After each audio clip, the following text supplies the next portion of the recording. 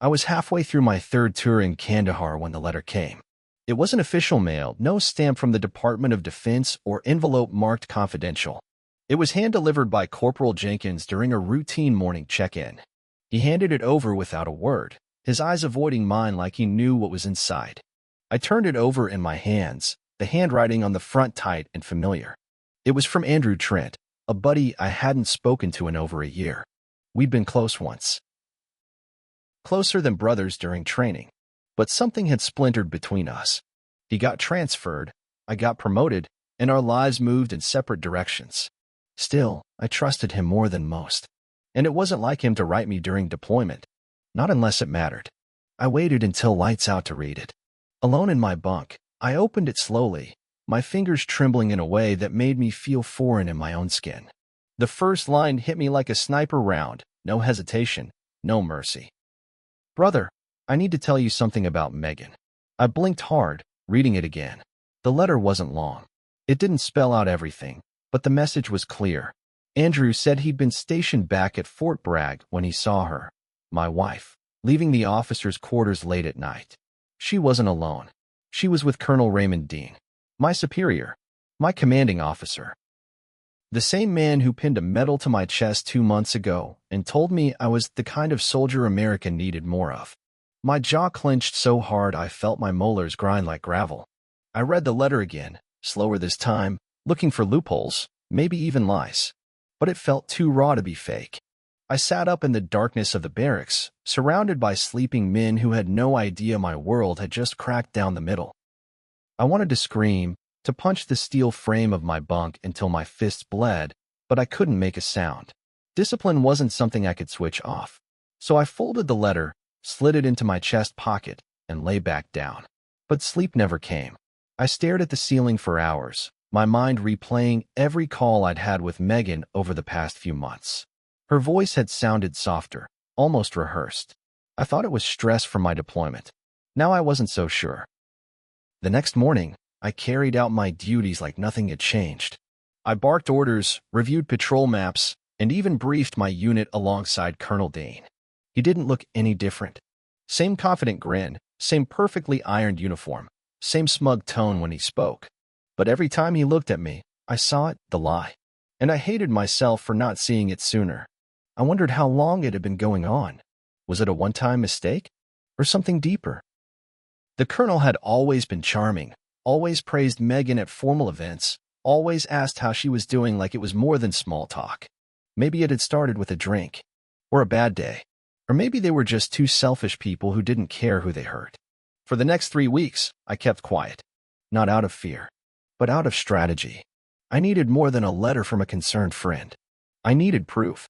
I needed to come home not just with suspicions, but with answers. So I replied to Andrew using a burner account through a secure military line. I asked him for details, dates, photos, anything he could get without getting himself caught. He said he'd do what he could, but warned me to prepare myself. I told him I already was. That letter changed everything. It didn't just make me question my marriage. It made me question my judgment, my loyalty, my purpose. I had given everything to the uniform. I had fought, bled, and sacrificed birthdays, anniversaries, and my own mental peace in the name of service. And while I was dodging bullets in a foreign land, my wife was keeping warm under the blanket of betrayal with the very man who gave me orders. That night, I made a silent vow. I wouldn't lose control. I wouldn't confront them just yet. I'd wait. I'd gather facts like a soldier preparing for battle. Because when the day came, I wouldn't just walk away. I'd make sure they both felt what it was like to be left exposed, disgraced, and stripped of everything they thought they'd taken from me. The first thing I noticed when I stepped off the plane wasn't the air. It wasn't the American flag fluttering in the distance or the cold slap of civilian noise I'd been away from for nearly 10 months. It was Megan. She was standing behind the crowd at the Welcome Center, holding a sign that said, "Welcome home, James." But the handwriting looked rushed, and the smile on her face didn't reach her eyes. Something about her posture, rigid, uneasy, rehearsed, told me she hadn't come to greet her husband. She'd come to manage guilt. She ran to hug me, and I let her. I even smiled back, because that's what soldiers do. We keep face even when everything inside us is cracking like dry bone. Her perfume was different, stronger, a floral scent I didn't recognize. We used to joke about how I hated roses.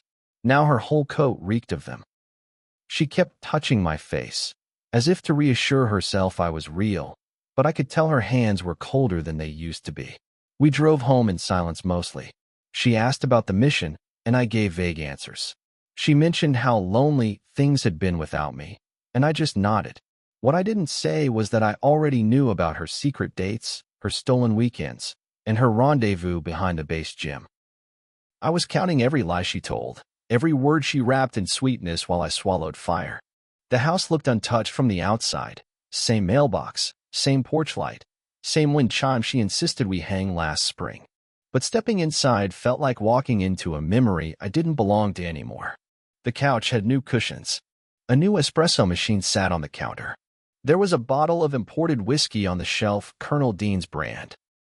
I ran my fingers along the edge of the dining table where we once carved our initials during a wine-drunk anniversary. My J was still there, deep and clean, but hers had been scratched out, almost completely erased. I didn't ask why. I just stared at it, then poured myself a glass of water to stop my hands from shaking. That first night, I didn't sleep beside her. I told her jet lag had me wired, and I stayed on the couch watching reruns of old war movies I didn't even like. She didn't argue. She just nodded and went upstairs like she was relieved not to be near me.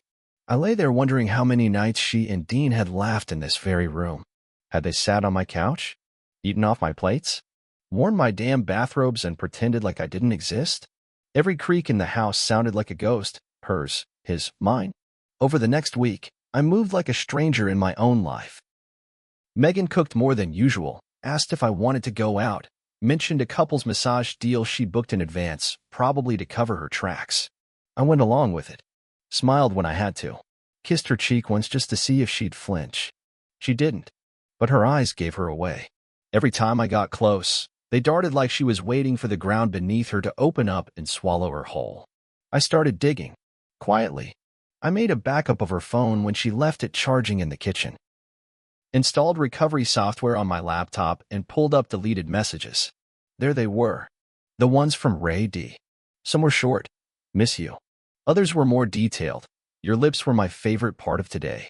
I didn't throw the laptop. I didn't scream. I saved the screenshots, emailed them to myself, and deleted the evidence from the machine. She had gotten sloppy, arrogant. Maybe. Or maybe she never thought I'd have the strength to look her betrayal in the eye. One afternoon, while she was out running errands, I went through the guest bedroom closet and found a keepsake box I didn't recognize. Inside were hotel receipts from Raleigh, a pair of cufflinks that didn't belong to me, and a small card that read, "To Megan, with all my command and affection, Raymond." That was the moment the weight of everything slammed into my chest. I sat there, holding the card, breathing slow and heavy. This wasn't just a fling. It was something sustained. Something deliberate. They weren't hiding from guilt. They were hiding from consequences. That night, we went to a friend's party. I watched her glide around the room with a practiced laugh and perfectly timed compliments.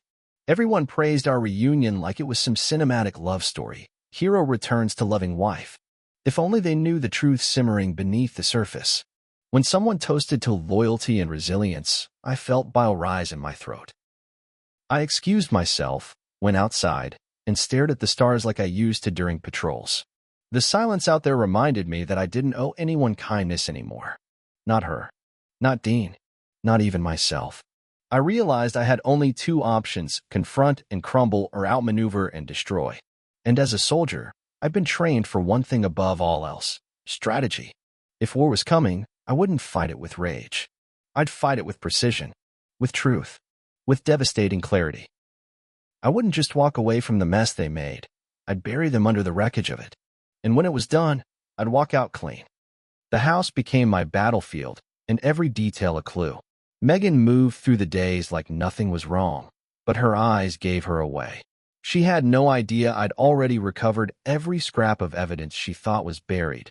No idea I had a folder on my secure drive named Operation Truth, where each file was timestamped, backed up, and ready.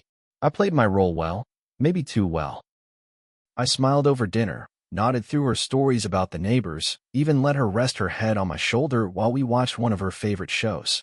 But underneath that calm exterior, I was working, planning, strategizing like I had before a raid. Only this time, the enemies weren't across the ocean. They were sleeping next to me and sipping scotch in an office 5 miles away. I called Andrew again. Not through my phone, but through an encrypted service he'd taught me to use years back when we were just green recruits pulling night watch together. He picked up on the third ring. No small talk. No hesitation. Just, how bad is it? And I told him everything. He already had suspicions, but hearing it laid out, the texts, the receipts, the gifts, put fire in his voice. Dean's not just cheating, man, he growled. He's violating military code. He's fraternizing with a subordinate spouse while on active duty. That's grounds for court-martial if someone pushes hard enough. I knew that. But I didn't just want a technicality to end this. I wanted truth to crush them both. Over the next week, Andrew did more than dig. He unearthed everything. He found access logs showing Dean used his credentials to check into civilian hotels during duty hours. There were footage pulls, too. Hotel lobbies. A gas station near the base where Dean's car appeared alongside Megan's. Each clip was brief, but together they told a full story, one they couldn't explain away. I printed every piece, dated and organized, and stashed it inside a locked file case in the garage. I kept a copy on a flash drive inside my boot, just in case. Still, I needed more. I needed to hear it in her voice. So I set up a voice-activated recorder beneath the living room shelf. I waited for a quiet morning. One where she thought I was at the VA office for a routine check-in. Instead, I circled back and slipped into the back of the house, silent as I'd been at villages crawling with hostiles. Megan was on the phone, pacing. Her voice was clear, unguarded, like she thought the house was hers again. "No, Ray," she said. "He's still distant. I don't know if he knows, but I can't take the silence. It's like he's watching me even when he's smiling. I'm scared he'll find out everything." She paused. "No, I haven't told him. I wouldn't. That would ruin everything." I felt my chest clench so tight I had to bite the inside of my cheek to keep from storming in. Instead, I backed away, slid out the door, and returned 2 hours later like nothing happened. I replayed the audio that night, word for word, line by line. She was afraid of the truth, not ashamed of what she'd done. That was the difference. And that's what gave me power. I wasn't dealing with someone remorseful. I was dealing with a liar desperate to control the damage. And as for Dean, I knew his weakness. Reputation. The colonel had spent years polishing his image, his medals, his speeches, his handshakes with senators and campaign officials. He built himself a pedestal, and all I had to do was pull one brick loose. He'd fall hard. Maybe even lose his pension. Maybe more. I reached out to a JAG contact, unofficially. Just a hypothetical discussion about violations of the Uniform Code of Military Justice, particularly Article 134, adultery and fraternization. He didn't ask names, just scenarios. But by the end of the call, he said something that stuck with me. If someone in command is compromising the integrity of the chain of command with a subordinate spouse, and you have proof, that's not just personal betrayal. That's professional misconduct with real consequences, especially if it affects morale. I thanked him. Then I hung up and stared at the ceiling again. By now, I had enough to burn them both down. But I wasn't ready. Not yet. The revenge had to be timed, precise, and humiliating. Megan needed to feel what it was like to watch something you built fall apart in front of everyone. And Dean? He needed to lose not just a wife's stolen affection, but the respect of every soldier who ever looked up to him. That's when the idea hit me. Our anniversary was coming up, 10 years. Megan had no clue I knew everything, so I let her keep planning. She booked a venue, sent invites, ordered flowers. She even ordered a tuxedo for me without asking. I let her, and then I started inviting my own guests, brothers in arms, a few base staff, my lawyer, even a local reporter who'd done a piece on veterans returning home. The trap was set. All I had to do now was smile, wait, and watch. The week leading up to our anniversary felt like the calm before a storm I had personally summoned. Megan fluttered around the house like a woman in love, ironing my shirts, humming in the kitchen, asking if I liked the centerpiece ideas she'd seen on Pinterest. She even left a handwritten note on my nightstand one morning. 10 years of us. I love you more than ever. I stared at that note for a long time, not because I believed it, but because I couldn't decide if she was lying to me or to herself. Either way, I let it sit there, a monument to her fantasy while I built the stage for our truth. I kept everything moving with the precision of a mission. Each RSVP I approved was carefully selected.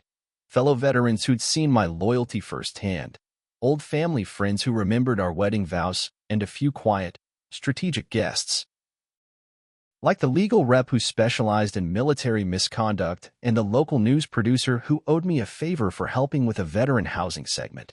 I also invited Colonel Dean. Yes, him. Megan didn't ask questions when I mentioned his name. Maybe she assumed it was a peace offering. Maybe she was arrogant enough to believe I still respected the man who ruined my home. Either way, he accepted.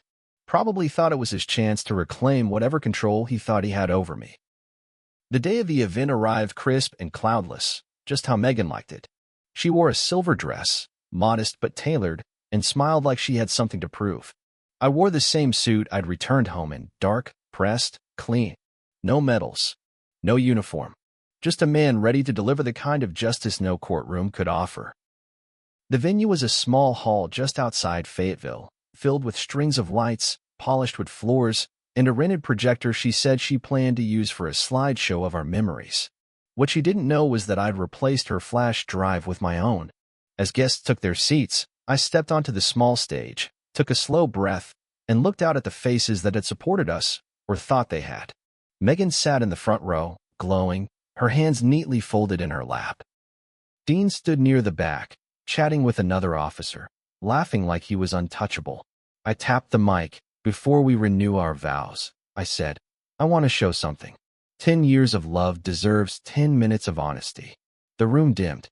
The projector clicked on. It started as expected, photos from our wedding day, a few shots from our honeymoon in the Keys, and pictures of us moving into our first home. People smiled. Megan beamed. Then came the next slide, a grainy hotel receipt. A date. Her name. Dean's signature. A shift moved through the room. Whispers, tilted heads, and a few audible gasps. The next image was security footage. Megan, Dean, entering a hotel lobby, his hand on her back, her laughing. My stomach clenched as the betrayal played out on screen, but I stood firm. Megan froze. Her smile shattered. She stood, panic flickering in her eyes, and whispered my name like it might stop the avalanche. James, what is this? I held up a hand. Not to comfort her, but to silence her. This, I said, turning to the audience, is what you never see behind a polished marriage. This is what loyalty looks like when it's crushed by arrogance and betrayal. Another slide, screenshots of text messages. Then her voice, captured from the recording I made. No, I haven't told him. That would ruin everything. The room fell into stunned silence. Dean stepped forward, face red, hands clenched. This is a private matter, he barked, trying to salvage his authority. I looked directly at him. Not anymore. Then I turned back to the crowd. You all toasted to our love, our 10 years, our so-called resilience. But I didn't come here for forgiveness or pity. I came here to bury the lies. You can't build a life on loyalty if the person beside you is drilling holes in the foundation. Megan tried to approach me, tears streaking down her face. James, I can explain. But I stepped off the stage and walked past her. No, I said. You can't. I handed her a small white envelope. Inside were the divorce papers. Signed. Sealed. Ready. Consider this my final vow to myself. The guests didn't know what to do. Some walked out. Others stared in silence. My legal contact stood up and nodded. The reporter scribbled notes. And Dean? He turned and left, shouldering past stunned guests like a man already feeling the weight of what was coming. I didn't chase him. I didn't raise my voice. I just stood there, calm, grounded, and free. I left the venue without looking back. My boots echoed on the floor as if marking the end of a war I hadn't asked for, but damn sure had won. I'd fought for my country. I'd fought for my marriage. But sometimes, the final salute isn't to a flag or a woman. It's to yourself. for surviving what should have broken you and walking away with your soul intact. The fallout came quicker than I expected. Within 48 hours, the video had leaked, first through a friend of a friend's Facebook post, then on a military forum, and finally on the local evening news, buried under the title, "Decorated Veteran Exposes Affair with Commanding Officer at Anniversary Celebration." They blurred Megan's face, but not Dean's. And that was intentional. I had spoken to the reporter before the event, given him clearance to release only after I confirmed the ceremony was complete. I wasn't looking for fame. I was looking for accountability. And now, the machine was turning. Dean's downfall wasn't loud at first. He didn't lose everything overnight. Men like him never do. He tried to spin it as a deeply regrettable personal misstep, submitted a formal apology, even tried to leverage connections at the Pentagon to keep the worst of it quiet. But the evidence I had turned over to the JAG office wasn't hearsay, it was hard proof. Records, messages, logs, the audio of my wife's voice confirming the affair. The military had no choice but to open a formal investigation. Article 133, Conduct Unbecoming an Officer. Article 134, Adultery and Fraternization. He was placed on administrative leave, pending review. His access was limited. His reputation? Already in free fall. Megan, on the other hand, faced a different storm. Friends stopped returning her calls. Her coworkers at the accounting firm where she worked didn't say anything outright, but she told me later, through one of the last emails she ever dared to send me, that the silence was worse than judgment. People stared. People whispered. A woman who once prided herself on maintaining a flawless social image now found herself a ghost in her own community.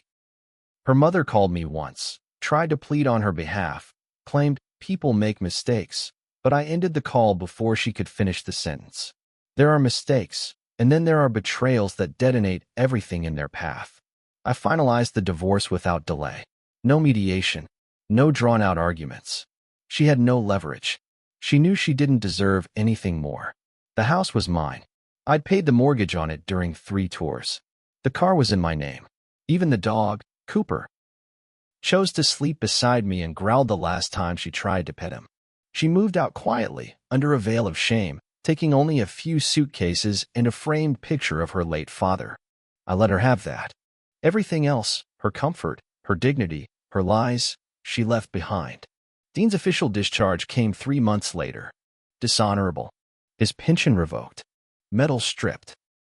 The man who once stood on parade fields giving motivational speeches now left through the back door of Fort Bragg with his career in ashes.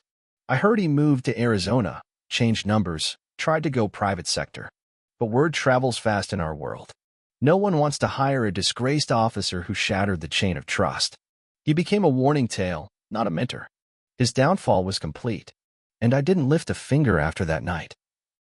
Just let the truth do what it always does when given the right spotlight. For a while, I kept expecting some kind of aftershock, a moment of regret, a pang of what if. But it never came. What surprised me wasn't how much I had lost. It was how much I had gained by letting it all burn down. I no longer lived in a house built on silence. I no longer ate meals across from a woman whose smile hid war crimes of the heart. I had clarity, peace, and a sharpened understanding of what love should never be. Some nights, the anger still knocked. Usually in quiet moments, driving past familiar places, seeing an old photo buried in a drawer, or hearing a song that used to mean something. But it didn't own me anymore. I didn't drown in it. I let it come, let it sting. Then I let it pass, because I'd already fought the real war. And I'd won to. Not with bullets or rank, but with truth, patience, and the restraint to destroy them in a way no weapon ever could. I started therapy, real therapy this time. Not the surface-level stuff they hand you in VA pamphlets. I dug deep, talked about the trust, the guilt, the shame, the rage that came not from betrayal itself, but from the years I'd given so willingly to people who never deserved them. I rebuilt myself from the inside out, and I did it without looking over my shoulder. Because they were already behind me. Wreckage in my rear view. Some people say revenge is a dish best served cold.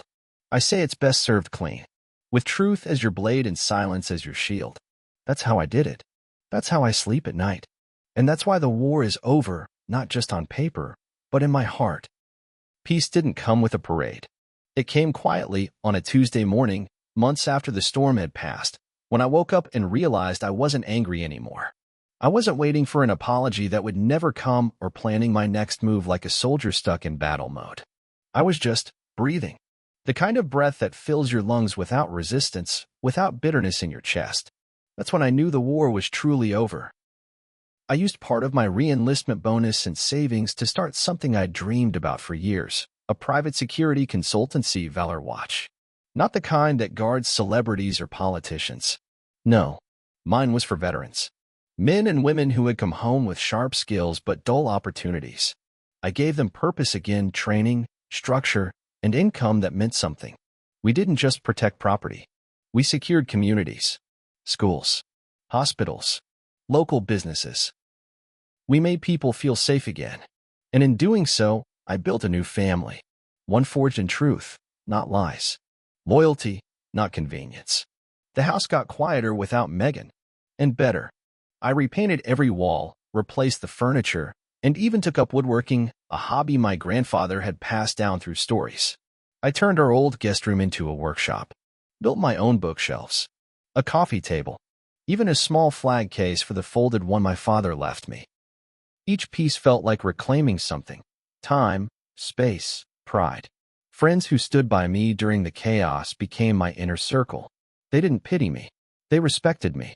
And the few who had once taken Megan's side faded into the background like background noise I no longer needed to tolerate.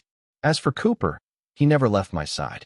Funny how a dog knows who's truly loyal without needing words. I'd take him on long hikes in the Smoky Mountains, just the two of us in silence, the kind that heals instead of haunts. One afternoon, while helping a young vet set up his new apartment, I found myself laughing. Not politely, not out of courtesy, but a real laugh, deep and unforced.